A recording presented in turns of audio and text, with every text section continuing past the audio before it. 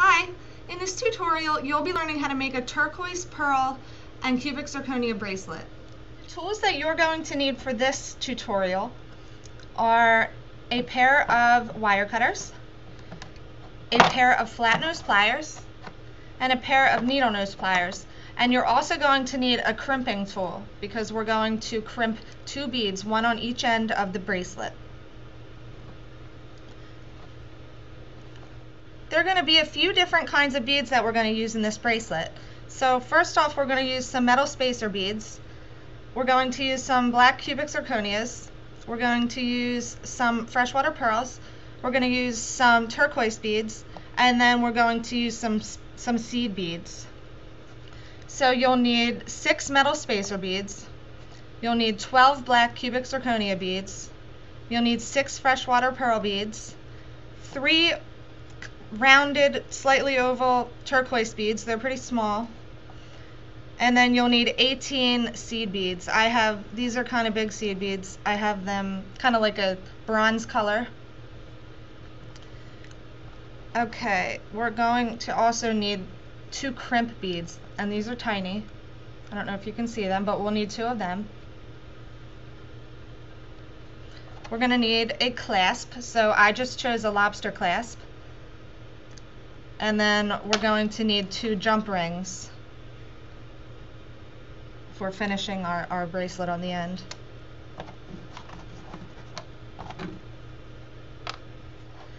This tutorial is going to be using beading wire. I just have some silver beading wire here. I'm just going to cut about, let's see,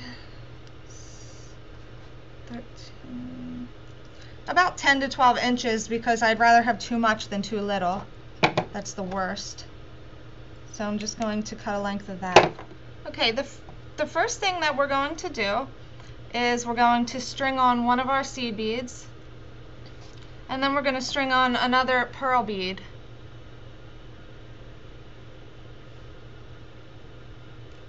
Okay, and now we're going to put on another seed bead. And now we're going to take one of our black cubic zirconia beads and just put that on there. Let me move this here. Okay, after that, we're just going to take one of our metal spacer beads and put that right on there. And then we're going to put the cubic zirconia on the other side of that as well. And there's a little pattern forming here, which is what we want. Now we're going to take one of our seed beads again, put it right on there. And now we're going to take one of our little turquoise beads. So just put that on, and then put on another seed bead. Now we're going to take this pattern here and kind of reverse it over here. So let's put a black cubic zirconia on. Then we're going to put a metal spacer bead on. Then we're going to put another black cubic zirconia, another seed bead, another pearl, and then another seed bead. And now this, if you can see, this is a pattern. It starts with the turquoise in the middle, and then it has the same pattern going out each way. So we're actually just going to make 3 sequences of this, and that's going to be the bracelet. And it actually works out to be a perfect length. I think it's about 7 inches long. So let's go ahead and do that little sequence again. So we got seed bead, pearl, seed bead, cubic zirconia, metal, cubic zirconia, seed bead, turquoise bead, seed bead, cubic zirconia, metal, cubic zirconia, seed bead, pearl bead, and seed bead to finish it off. Okay, now we have 2 sequences, and it's starting to actually look like a bracelet. So we're just going to do this one more time, and that'll be plenty length. Because when we add the clasp on, it's going to add like an inch. So we just want to take that into consideration. Okay, so let's do that one more time. We got seed bead, pearl bead, seed bead, cubic zirconia, metal bead, cubic zirconia, seed bead, turquoise bead, seed bead, cubic zirconia, metal bead, cubic zirconia, spacer bead, pearl, and then last but not least, another spacer bead. Okay, so there is our bracelet. Now we have to finish it.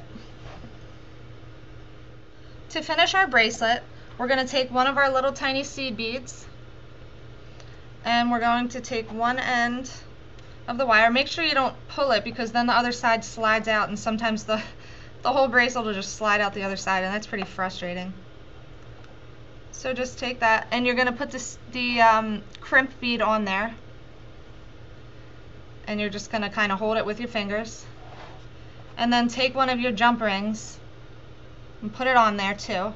And now you're going to take the end of your wire and bring it back through the crimp bead.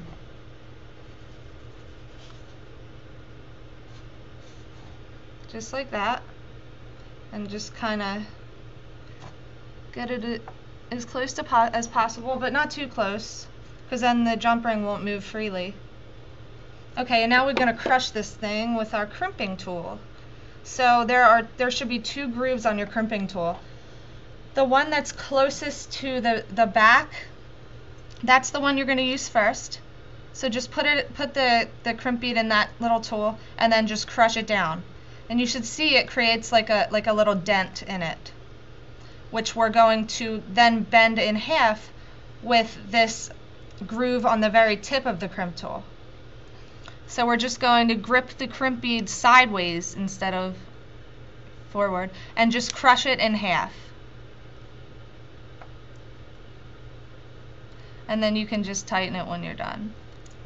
And don't tighten it that much, because it really doesn't need to be tightened too much. You could easily just break it if you kind of go crazy with it, or you could break your wire, or it could break down the road. So now we're just going to cut that excess wire. Some people like to take the end of the wire and just weave it through, but it's really preference. It's up to you, but I like to cut it. So you're just going to cut it as close as possible.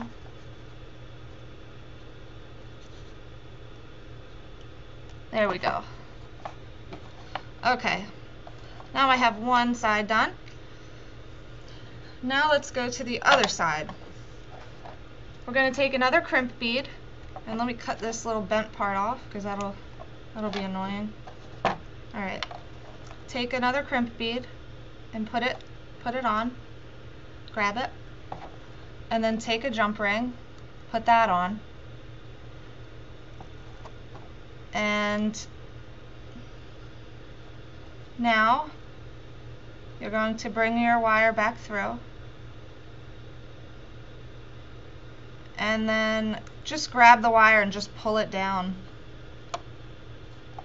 You want to get it close to the bracelet. And then I just kind of, when I close it, I bend the bracelet or the necklace around this way so that it's not stiff. I know that I can have it moving freely. If I do it this way, I could do it too tight, and then when you go to bend it, it kind of is all kinked up. So now I'm going to take my crimp tool and crimp with the back groove, and now I'm going to take the front groove, bend it, and then just tighten it a tiny little bit. Okay, now we're going to trim the excess like we did on the other side. Alright, so there I have my bracelet, and now all we have to do is add the clasp. So now we're going to take our lobster clasp and we're going to put it on one of the jump rings. So I'm going to take one of my jump rings and I'm going to have to open it up.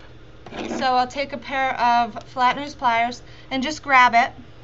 And if you have another pair of flat nose pliers, you can grab the other side and just kind of swing it out. You never want to pull it back and forth because that really weakens it and then it can break.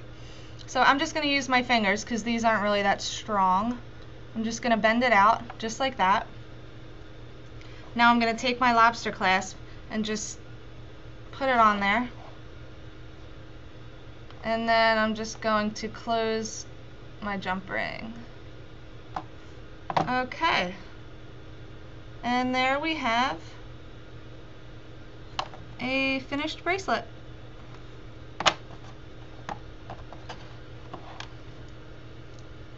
Thank you very much for watching.